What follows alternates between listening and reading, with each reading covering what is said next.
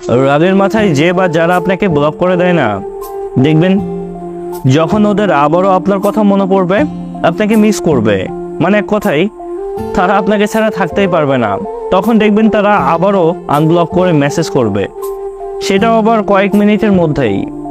আর যারা মূলত রাগ দেখে ব্লক করে দেয়, আপনাকে কান্না করানো অবস্থায় দেখেও তারা রাতে নিশ্চিন্তে ঘুমিয়ে পড়ে, আপনার কথা মাথায়ও আনে না। বিশ্বাস করেন ভাই, তারা জাস্ট আপনাকে ব্লক করেছে ফোন থেকে, কিন্তু বিশ্বাস করেন অনেক আগেই তারা আপনাকে মন থেকেই ব্লক করে দিয়েছে।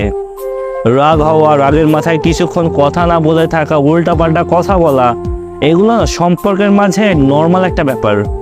কিন্তু আপনার মন খারাপে কিংবা কান্না করতে দেখলেও যার কিছুই যায় আসবে না, আপনাকে বুঝতে হবে ভাই সেই মানুষটা আপনার না। আর এই ব্যাপারটাও না নর্মাল না। আপনার সাথে ঝগড়া করে, আপনার সাথে রাগারাগি করে যদি সেই মানুষটা অশান্তি ফিল না করে নিজের মধ্যে, তাহলে সে কিভাবে আপনার আপন মানুষ হয়? কিভাবে থাকবেন ভাই সারা জীবন তার সাথে? জীবনটা না ছেলে খেলা নয়, বরং জীবনের সমীকরণটা অনেক বড়, এটাকে বুঝতে হবে। জাস্ট একটা জিনিস মনে রাখবেন, আপনার ইগো, আপনার রাগ, আপনার ভালোবাসা থেকে না কখনোই বড় নয়।